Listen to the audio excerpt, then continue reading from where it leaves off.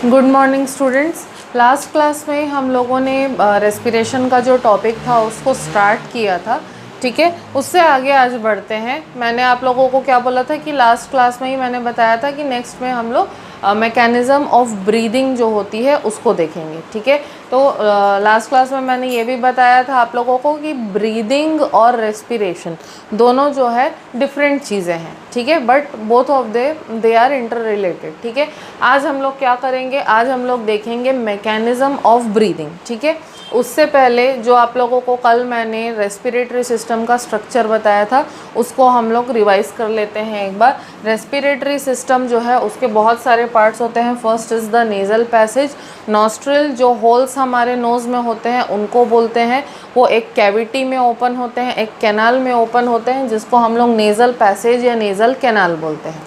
ये जो nasal passage है ये आगे जा कर के माउथ की कैविटी के साथ में जो होता है जॉइन हो जाता है। तो जहाँ पर माउथ की कैविटी और नेज़ल पैसेज एक दूसरे के साथ जुड़ रहे हैं उस प्लेस को हम लोग बोलते हैं फेरिंग्स।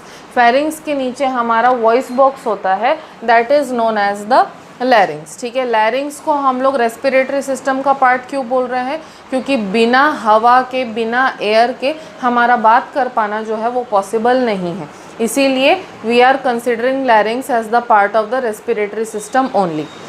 लैरिंग्स के नीचे जो है विंड पाइप होता है, जहाँ पर से हमने जो सांस ली है वो एयर जो है वो विंड पाइप से होते हुए हमारे लंग्स में जाती है। तो विंड पाइप को हम क्या कहते हैं, ट्रैकिया, ठीक है।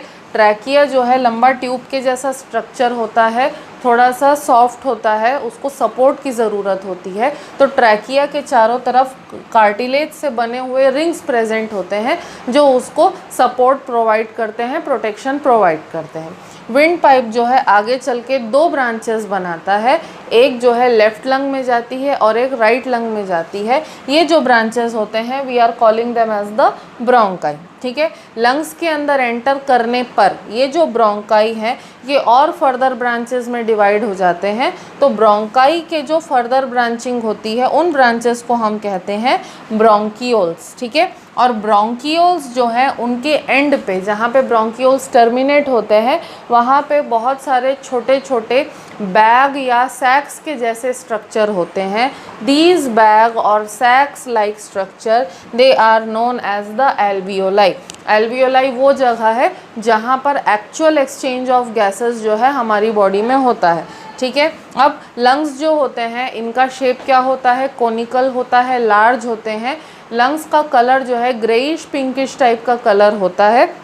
और लंग्स जो हैं वो बाहर से दो मेम्ब्रेन से कवर्ड होते हैं, बाहर की तरफ से लंग्स जो हैं दो मेम्ब्रेन से कवर्ड होते हैं। These membranes are known as the pleura, ठीक है। और ये जो प्लूरा है, प्लूरा से सिक्रीट होता है कुछ फ्लूइड, कुछ लिक्विड। उस लिक्विड को या उस फ्लूइड को हम लोग बोलते हैं प्लूरल फ्लूइड, ठीक है। तो प्लूरल फ्लूइड जो है वो लंग्स को वियर एंड टियर होने से बचाता है, ठीक है। उसके अलावा लंग्स को एक्सटर्नली अगर किसी तरीके का झटका लग रहा है, जर्क लग रहा है, तो उससे भी प्रोटेक्ट करने में हेल्प करता है, ठीक है। अब हम लोग आते हैं एक्चुअल मैकेनिज़्म ऑफ ब्रीदिंग पे, ठीक है। यहाँ पे हम लोग लंग्स के नीचे देख रहे हैं कि एक डायफ्राम नाम का स्ट्रक्चर है, ठीक है। तो डायफ्राम जो है वो एक डोम शेप्ड स्ट्रक्चर होता है, ठीक है, और मस्कुलर स्ट्रक्चर होता है ये, जो कि हमको सांस अंदर लेने में और बाहर छोड़ने में हेल्प करता है, ठीक है। तो सांस अंदर लेने और बाहर छोड़ने के लिए हमको मसल्स की ज़रूरत पड़ती है। So we are having two types of muscles over here. We are having the phrenic muscle and we are having the intercostal muscle as well, ठीक है। तो फ्रेनिक मसल और इंटरकोस्टल मसल्स जो है ये हमको ब्रीद इन और breathe out करने में हेल्प करते हैं। कैसे करेंगे, ये वाला जो पार्ट होता है ट्रैकिया से लेकर के डायफ्राम वाला जो पार्ट होता है वो हमारे बॉडी में थोरैसिक कैविटी में प्रेजेंट होता है। थोरैसिक कैविटी क्यों हम लोग बोल रहे हैं, क्योंकि यहाँ से हमारा विंड पाइप जहाँ से स्टार्ट होता है ये जगह, यहाँ से लेकर के जहाँ पर हमारा डायफ्राम होता है, तो इतना पोर्शन जो होता है हमारी बॉडी में ये एयर टाइट होता है, ठीक है। ये कम्प्लीटली एयर टाइट होता है, इसके अंदर कंप्लीट वैक्यूम होता है, ठीक है। और कोई चीज़ जो है इसके अंदर इजीली एंटर नहीं कर सकती, इसीलिए हम लोग इस चैम्बर को थोरैसिक चैम्बर बोल रहे हैं, क्योंकि थोरैक्स के एरिया में है, ठीक है, और एयर टाइट है, इसीलिए हम लोग इसको चैम्बर बोल रहे हैं, ठीक है। तो ये जो हमारा थोरैसिक चैम्बर होता है ये कम्प्लीटली एयर टाइट होता है, ठीक है। तो यहाँ पर इनहेल और एक्सहेल करने के लिए जो है हमको मसल्स की ज़रूरत पड़ेगी, उसके बगैर हमारा सांस लेना पॉसिबल नहीं है, ठीक है। तो अब हम लोग सांस कैसे लेते हैं? जब कभी भी हम लोग सांस लेते हैं तो ये जो फ्रेनिक मसल्स होते हैं, ठीक है, फ्रेनिक मसल्स क्या करते हैं, डायफ्राम को नीचे की तरफ खींचते हैं, ठीक है। फ्रेनिक मसल्स जो है डायफ्राम को नीचे की तरफ पुल करते हैं। पुल करने से ये जो डायफ्राम का डोम शेप है, ये डोम शेप चेंज हो जाता है और डायफ्राम जो है वो डोम शेप से किस में आ जाता है, फ्लैट में आ जाता है, फ्लैट शेप में आ जाता है, ठीक है। तो फ्रेनिक मसल्स जो है वो कॉन्ट्रैक्ट करेंगे, कॉन्ट्रैक्ट करके डायफ्राम को खींचेंगे नीचे की तरफ और डायफ्राम जो है वो कम्प्लीटली फ्लैट हो जाएगा, ठीक है। डायफ्राम फ्लैट हो जाने से क्या होगा, डायफ्राम फ्लैट हो जाने से थोरैसिक कैविटी जो है वो बड़ी हो जाती है, और क्योंकि पूरा वैक्यूम होता है, पूरा एयर टाइट होता है, ठीक है, तो उससे क्या होता है कि जो लंग्स है वो भी थोड़े नीचे की तरफ क्या होते हैं, खिंचा जाते हैं, ठीक है। अब सेकेंड स्टेप में क्या होता है, ये जो इंटरकॉस्टल मसल्स होते हैं ये हमारे रिब्स पे होते हैं, रिब्स के आसपास होते हैं। तो इंटरकॉस्टल मसल्स जो है ये भी क्या करते हैं, थोड़ा सा कॉन्ट्रैक्ट करते हैं। कॉन्ट्रैक्ट करने से हमारे जो रिब्स हैं वो सामने की तरफ, बाहर की तरफ क्या करेंगे, मूव करेंगे, ठीक है। इससे क्या होगा, लंग्स जो हैं वो भी सामने की तरफ खिंचाएंगे थोड़ा, तो लंग्स जो है वो नीचे की तरफ भी खिंचाते हैं और सामने की तरफ भी खिंचाते हैं। तो इससे क्या होता है, इससे एक प्रेशर बिल्डअप होता है लंग्स के अंदर, एक वैक्यूम क्रिएट होता है। तो उस वैक्यूम को फिल करने के लिए हमारे नाक से जो है हवा लंग्स के अंदर जाती है, ठीक है। क्या हो रहा है, फ्रेनिक मसल्स जो है डायफ्राम को नीचे खींचेंगे तो लंग्स लंबे होंगे। इंटरकॉस्टल मसल्स जो हैं वो रिब्स को सामने की तरफ खींचेंगे तो लंग्स जो है थोड़े चौड़े हो जाएंगे। लंग्स के अंदर क्या होता है, प्रेशर बिल्डअप हो जाता है और वैक्यूम क्रिएट हो जाता है। इससे उस वैक्यूम को भरने के लिए लंग्स को अंदर क्या करना पड़ता है, हवा खींचनी पड़ती है।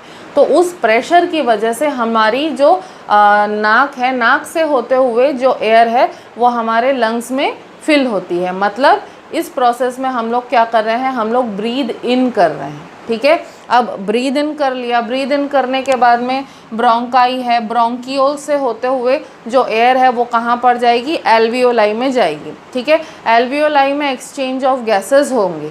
उसके बाद क्या होगा, एल्वियोलाई में जो हवा भरी है उसमें ऑक्सीजन बहुत ज़्यादा होती है, ऑक्सीजन रिच एयर होती है वो, ठीक है।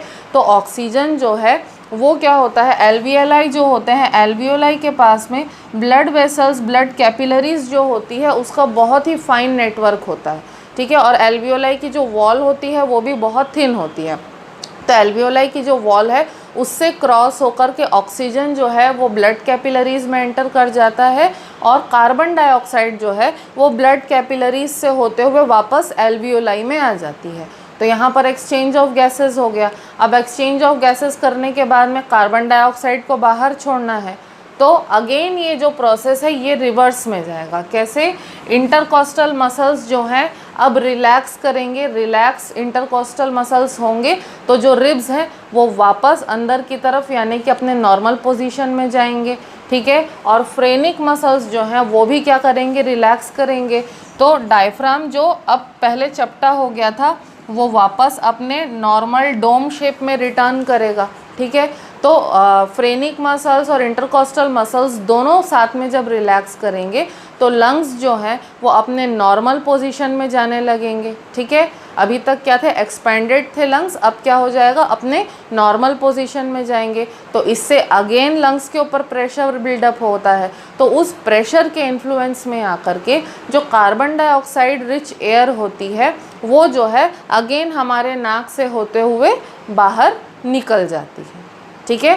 So this is the mechanism of breathing, ठीक है। I hope this much is clear to you. In the next class we will discuss कि ऑक्सीजन जो है या गैसेस जो है उसका एक्सचेंज हो जाता है, गैसेस का एक्सचेंज होने के बाद में ऑक्सीजन का क्या होता है और उसका आगे का पाथवे क्या होता है, that we will be discussing in the next video. Till then, go through this video, and if you are having any sorts of doubt, you can ask me. Thank you.